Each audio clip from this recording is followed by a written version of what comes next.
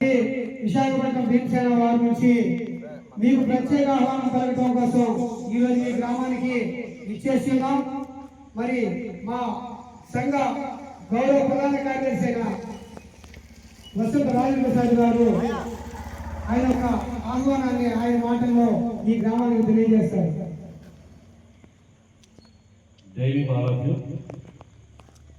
భారత రాజ్యాంగ దినోత్సవాన్ని పురస్కరించుకొని మన విశాఖపట్నం భీమసేన వారి ఆధ్వర్యంలో ఒక గొప్ప సదస్సును మేము ఈ నెల అనగా నవంబర్ 23వ తారీఖున విశాఖపట్నంలో రామటాక్స్ థియేటర్ రోజునటువంటి అంబేద్కర్ భవన్లో మధ్యాహ్నం 2 గంటల నుంచి ఈవినింగ్ 8 గంటల వరకు ఈ గొప్ప సదస్సును మేము ఆర్గనైజ్ చేస్తున్నాం. ఈ సదస్సులో ప్రొఫెసర్ కంచె ఐలేష్ పాట్ ఆయన, అలాగే బైరి నరేష్ గారు, శ్రీమతి తులసి చంద్ ఇవి ప్రముఖ జర్నలిస్ట్, బైరి నరేష్ గారు జాతీయ అధ్యక్షులు, కుల నిర్మూలన మూఢనమ్మకాల కుల నిర్మూలన సంఘానికి ఆయన జాతీయ అధ్యక్షులు, అలాగే కంచె గారు ప్రముఖ రచయిత. సో ఇలా ముగ్గురు కూడా ఈ కార్యక్రమంలో పాల్గొని మనకి మంచి సబ్జెక్ట్ అందించడానికి ఆ సదస్సుకు వస్తారు. అలాగే పాట పలికినటువంటి ఉదయ భాస్కర్ గారు, ఆయన గీత రచయిత, దళిత గీత రచయిత, బహుజన కళామండలిని ఆంధ్రప్రదేశ్లో ఏర్పడినటువంటి వ్యక్తి. ఈ నలుగురు కూడా ఆ సదస్సులో వస్తున్నారు. కాబట్టి మీరందరూ వచ్చి ఈ కార్యక్రమాన్ని జయప్రదం చేయవలసిందిగా విశాఖపట్నం భీమసేన వద్ద మిమ్మల్ని అందరినీ పిలుస్తున్నాం. జై స్లోగన్ సార్. జై భీమ్. పెదముసిరివాడ మండలం పరవాడ, పెదముసిరివాడ గ్రామం పరవాడ మండలం విశాఖపట్నం జిల్లా గ్రామస్తులకు మిత్రులారా, మరి భారత రాజ్యాంగం భారతదేశానికి అందించి మరి ఈ రోజుకి 76 సంవత్సరాలు పూర్తి చేసుకుని 77వ సంవత్సరంలో అడుగు పెడుతున్న మిత్రులారా, మరి ఈ రాజ్యాంగాన్ని బరువుని ఈ దేశంలో ఉన్నటువంటి ఆయన ఫలాలను ఇస్తున్నటువంటి అన్ని వర్గాల ప్రజలు కుల మతాలకు అతీతంగా, భాషకు అతీతంగా, లింగానికి అతీతంగా, మరి ప్రతి పశు పక్షాదులు కూడా ఆయన ఈ దేశానికి స్వేచ్ఛ, సమానత్వం, సౌభ్రతతో తన రాజ్యాంగం ద్వారా అందించారు. మరి రాజ్యాంగం ఈ దేశానికి వచ్చినప్పటికీ అప్పటి భారతదేశ జనాభా 31 కోట్లు. ఈ రోజు భారతదేశ జనాభా 141 కోట్లు. 4 రెట్లు ఈ భారతదేశ జనాభా పెరిగినప్పటికీ భారత రాజ్యాంగ ఫలాలు అందరూ అనుభవిస్తూ, అన్ని వర్గాల వారు అనుభవిస్తూ కూడా కేవలం భారత రాజ్యాంగాన్ని మన బౌద్ధంగా చెప్పబడిన మన సంఘాలు మాత్రమే భుజాలు వేసుకుని భారత రాజ్యాంగ విశిష్టతను తెలియజేసే పరిస్థితి.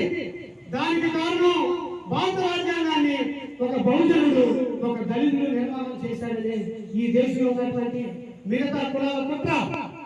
ఈ కుట్రని తిప్పుకొట్టే క్రమంలో మేము అనేక సంవత్సరాలుగా మా భూస్కంధాలపై భారత రాజ్యాంగ నిర్మాణము, భారత రాజ్యాంగ విశిష్టత, దాని అవసరం కోసం మరి మన తెలుగు రాష్ట్రాల్లో ఉన్నటువంటి అనేక వర్గాలను భారత రాజ్యాంగం మనకు ఎందుకు అవసరం, భారత రాజ్యాంగం లేకపోతే మనం బ్రతకాలా లేదా అనే విషయం మీద కూలంకషంగా చర్చించి అవగాహన కల్పించే అనేక మంది వర్గాలు భీమసేన వారి ఆధ్వర్యంలో ప్రతి సంవత్సరం కూడా నిర్వహిస్తాం. మిత్రులారా, ఈ విషయం మీ అందరికీ విదితమే. అదేవిధంగా ఈ సంవత్సరం కూడా ఈ నెల నవంబర్ 23 ఆదివారం మధ్యాహ్నం 3 గంటల నుంచి రాత్రి 8 గంటల వరకు కూడా అనేక మంది వక్తలు ఈ భారతదేశంలో రాజ్యాంగం లేకపోతే భారతదేశం మనుగడ సాగుతుందా అనే అంశంపై మహాసదస్సులు ఏర్పాటు చేయడం జరిగింది. కావున 50 మంది ఇచ్చేసి ఈ కార్యక్రమాన్ని జయప్రదం చేయాలని కోరుకుంటున్నాం. జై భీమ్, జై భీమ్, జై భీమ్. అమర్ రహే బాబా సాహెబ్ అంబేద్కర్, అమర్ రహే బాబా సాహెబ్ అంబేద్కర్. విజయవంతం చేసుకున్న ಎಲ್ಲರೂ కూడా కంప్యూటర్ రాజ్యాంగ దినోత్సవాన్ని విజయవంతం చేద్దాం. ಎಲ್ಲರೂ కూడా కంప్యూటర్ రాజ్యాంగ దినోత్సవాన్ని విజయవంతం చేద్దాం. ಎಲ್ಲರೂ కూడా కంప్యూటర్ రాజ్యాంగ దినోత్సవాన్ని. జై భీమ్, జై భీమ్, జై భీమ్. మిత్రులారా, మరి ప్రసాదన మేము ఇచ్చినట్టు పిలుపు మేరకు సరిపోద్ది నాకు సొల్లకుండా గోల్ నువ్వు ఎలా చేస్తుంది ఎలా పెడితే తీసేస్తాను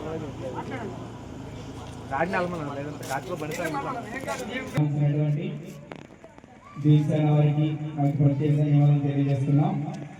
మన అంబేద్కర్ గారిని హెచ్చరించే విషయంలో కానీ మన భారత రాజ్యాంగాన్ని నిలబెట్టుకొని మన యూనిటీ చేసే విషయాల్లో ప్రతి ఒక్క విషయంలో మా యొక్క అగ్నిశ్రీవాడ అంబేద్కర్ యూత్ అలాగే అంబేద్కర్ సంఘం అనేది ఎప్పుడు ముందుంటాం. ఖచ్చితంగా మీ ఆహ్వానాన్ని మన్నించి 27వ తారీఖు 23వ తారీఖు రావాలని మేము సిద్ధంగా ఉన్నాం. అదేవిధంగా అనేకసార్లు మా అంబేద్కర్ రావడం జరిగింది. అలాగే మా సంస్థ పట్ల కూడా కొంచెం మేము రిప్రజెంటేషన్ ఇస్తాం మేము వచ్చిన రోజున. సో అటువైపు మీరు ఫాలో అవ్వాలని చెప్పి కోరుకుంటున్నాం.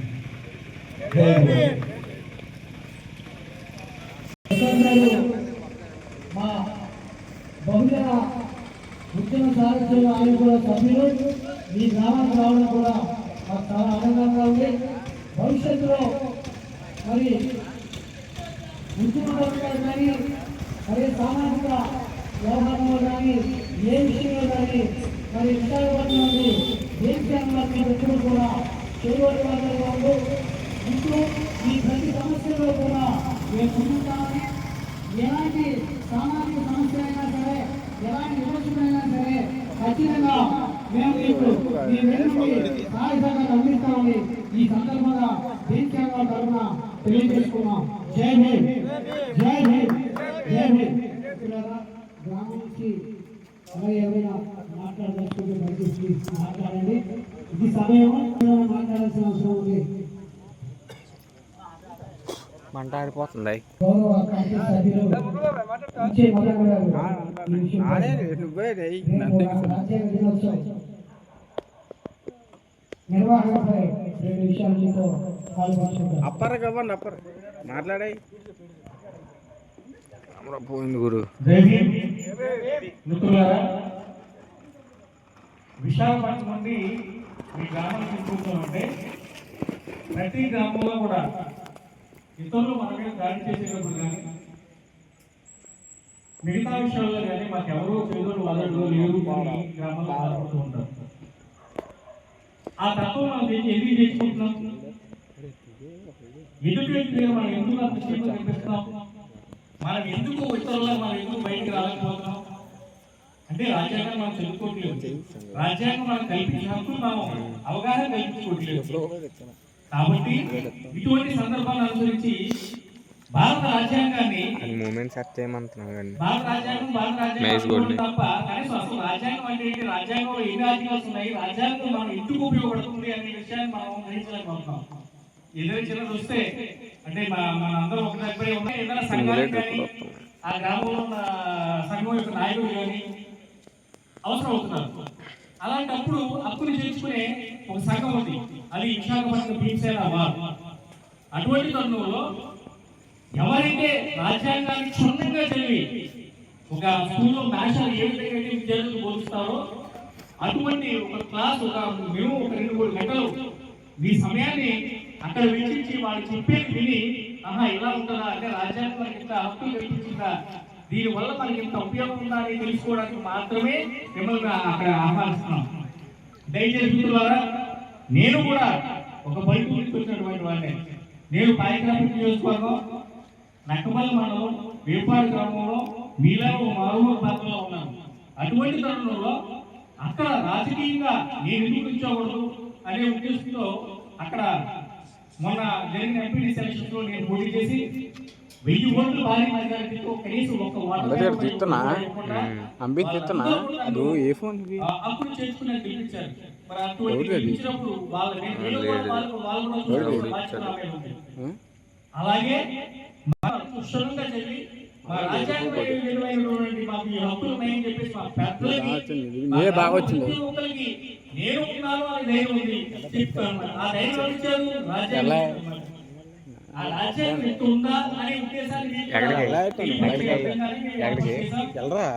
కార్యక్రమాన్ని అందరికీ మన అభ్యర్థులు ఆహ్వానిస్తాం. దయచేసి ఈ ఆహ్వానాన్ని మన్నించి మీరందరూ 23 మహాసభకు మధ్యాహ్నం 2 గంటల నుంచి రాత్రి 8 గంటల వరకు అంటే మీ దూర ప్రాంతాల నుంచి వచ్చే వేసుకున్నాయి కష్టపడి అట్లాగే దయచేసి మిత్రులారా మెత్తకు కూడా అతను ఎంజాయ్ మీరు ఆహ్వానం ఇదే ఆహ్వానంగా పరిగణించి మీరు కూడా మన గ్రామంలో ఎవరైతే ఉన్నారో మిగతా వాళ్ళందరికీ కలుపుకొని ఐక్యంగా స్వచ్ఛతగా రావాలని చెప్పేసి వీక్షణ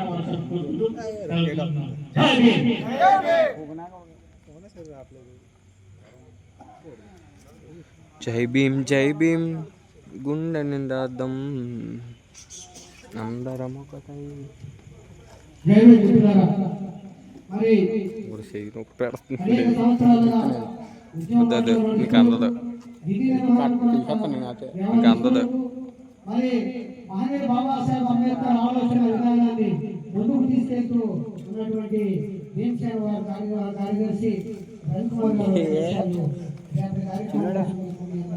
ఆహ్వానిస్తారు.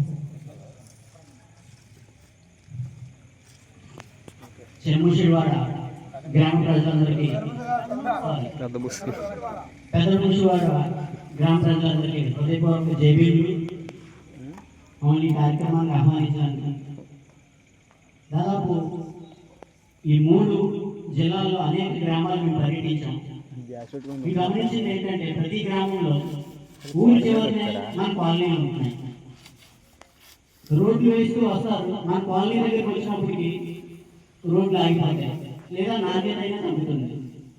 కరెంట్ కానీ వాటర్ లైన్స్ కానీ ప్రతిదీ మన కాలనీకి వచ్చినప్పటికీ సరైన పనులు సక్రమంగా జరగవు. మన ఇల్లు ఊరి చివరికి చిన్నగా ఉంటాయి, ఆధిపత్య కులాలు ఇల్లు పెద్దగా ఉంటాయి. ఇంజనీర్లు, డాక్టర్లు, లాయర్లు అక్కడ ఉంటారు. ఇటువైపు ఎక్కువ మంది 80% కూలీలనే ఉంటారు. అక్కడక్కడ కొద్దిమంది టీచర్లు, 4 ఉద్యోగులు ఉంటారు. దీనికి మాట్లాడుతున్నాడు కదా సరే, మనం చదువుకోలేదు అనుకున్నాం, మన పిల్లలు చదువుకుంటున్నారు. భవిష్యత్తులో అయినా మనం ఎంతగానో మెరుగైన స్థితిలో ఉండడానికి అవకాశం లేదా? వాళ్ళకి 2 చేతులు 2 కాళ్ళు ఉన్నాయి, మనకి 2 చేతులు 2 కాళ్ళు ఉన్నాయి. మనం కష్టపడి పని చేయగలం. ఒక మాట చెప్పాలంటే ఇంకా కొంచెం ఆలోచిస్తే వాళ్ళు కన్నా బాగా మనమే పని చేయగలం. అయినప్పటికీ ఊర్చేమని ఎన్నుకున్నాం, మన ఇల్లు చిన్న చిన్నగా ఎన్నుకున్నాయి. సరే, మన కష్టాలు అనిపించాం, మన తర్వాత తరాలు వారి తర్వాత తరాలు కూడా ఇదే పరిస్థితి అనిపించాలి. చెప్పాలంటే వాళ్ళకన్నా మనకి ఎక్కువ హక్కులు ఉన్నాయి. కాబట్టి ఖచ్చితంగా మనం రాజ్యాంగం విలువ తెలుసుకొని మనకున్న హక్కులు, సదుపాయాలు, ఓటు హక్కు విలువ, ఓటు హక్కు అంటే చాలా మంది ఓటు వేయడం అనుకుంటున్నారు. ఓటు వేసే హక్కున్న ప్రతి ఒక్కరికి ఎన్నికల్లో పోటీ చేసే హక్కు కూడా ఉంటుంది. ఓటు హక్కు అంటే అది మనం ఓటు వేసేయడం కాదు. సో ఆ రకంగా ఈ సదుపాయాలు అన్ని ఉపయోగించుకోవాలి. దీనికోసం అసలు పూర్తి విషయాలు తెలుసుకోవాలనుకుంటే ఖచ్చితంగా మనం రాజ్యాంగ సదస్సుకు హాజరవడం ద్వారా హైదరాబాద్ నుండి ఎన్నో ప్రయాసాలు వచ్చి కంచి ఐలయ్య గారు కానీ, బై నరేష్ గారి, యూట్యూబర్ తులసిచంద్ గారి, భోజన గాయకుడు అత ఉదయ భాస్కర్, ఇలా ప్రతి సంవత్సరం గొప్ప గొప్ప మేధావులు, దళిత బహుజన మేధావులు తీసుకొచ్చి ఈ సదస్సులు నిర్వహిస్తున్నాం. ఇది మనందరం చైతన్యం పొందకపోతే ఈ సదస్సును పూర్తిగా మనం హాజరయ్యి మనం తెలుసుకోవడం ద్వారా మన జీవితాలు, మన పిల్లల జీవితాలు, వారి పిల్లల జీవితాలు మార్చుకోగలమని గట్టిగా మనం చెప్పగలం. కనుక భీమసేన వారు ఈ ఆదివారం 23 మధ్యాహ్నం 2 గంటల నుంచి అంబేద్కర్ భవన్లో నిర్వహించబోయే రాజ్యాంగ దినోత్సవానికి మీ అందరూ తప్పకుండా వచ్చి ఫ్యామిలీతో వచ్చి కార్యక్రమాన్ని విజయవంతం చేయాలని భీమసేన వారి తరఫున మరోసారి హృదయపూర్వక ఆహ్వానం తెలుపుతూ ఈ అవకాశం ఇచ్చిన పెద్దముషివాడ గ్రామ ప్రజలందరికీ హృదయపూర్వక ధన్యవాదాలు, జై భీమ్ తెలియజేసుకుంటూ సెలవు తీసుకున్నాను. జై భీమ్. జై భీమ్ మిత్రులారా, అన్న రమణ గారు తన అనుభవాన్ని మీకు చేశారు. ఇప్పుడు ఈ గ్రామంలో కొన్ని పరిస్థితులు మేము గమనించినట్లయితే ఈ రోజు కమిటీ మెంబర్ నుంచి పార్లమెంట్ మెంబర్ దాకా, ఢిల్లీ నుంచి గల్లీ దాకా అన్ని వర్గాల ప్రజలు ఈ భారత రాజ్యాంగ ఫలాలను అనుభవిస్తూ దురదృష్టం ఏంటంటే ఆ భారత రాజ్యాంగం ఈ భారతదేశంలో నిలబడాలని పరిరక్షించేందుకు మనం మాత్రమే అడుగు పెడుతున్నాం, మనం మాత్రమే ప్రయత్నం చేస్తున్నాం. ఈ దేశంలో ఏ ప్రభుత్వాలు వచ్చినా భారత రాజ్యాన్ని నిర్వీర్యం చేయడానికి చాలా ప్రయత్నాలు చేస్తున్న మిత్రులారా, భారత రాజ్యాంగం లేకపోతే ఈ భారతదేశం మరో పాకిస్తాన్ మరో ఆఫ్ఘనిస్తాన్ అయిపోయింది. ఈ రోజు మన పిల్లలు, అన్ని వర్గాల పిల్లలు, ఈ దేశంలో అందరి పిల్లలు స్వేచ్ఛగా స్కూల్కి పోతున్నారంటే, స్వేచ్ఛగా ఉద్యోగాలు చేసుకున్నారంటే, స్వేచ్ఛగా తన బట్ట తన తిండి తినగలుగుతున్నారంటే భారత రాజ్యాంగం కల్పించింది. అలాంటి భారత రాజ్యాంగాన్ని రోజున విస్మరించి ఇదేదో భారత రాజ్యాంగం అంటే కేవలం ఈ మావోవాదులు లేదంటే ఈ షెడ్యూల్ కాస్ట్ వాళ్ళు కార్యక్రమం అందరూ అనుకుంటున్నారు. ఈ విషయాన్ని ఖచ్చితంగా మీరందరూ కూడా ఆలోచించాలి. ఈ రోజు మీరు భారతదేశ అన్ని వర్గాల ప్రజలు జీవిస్తున్నారంటే కేవలం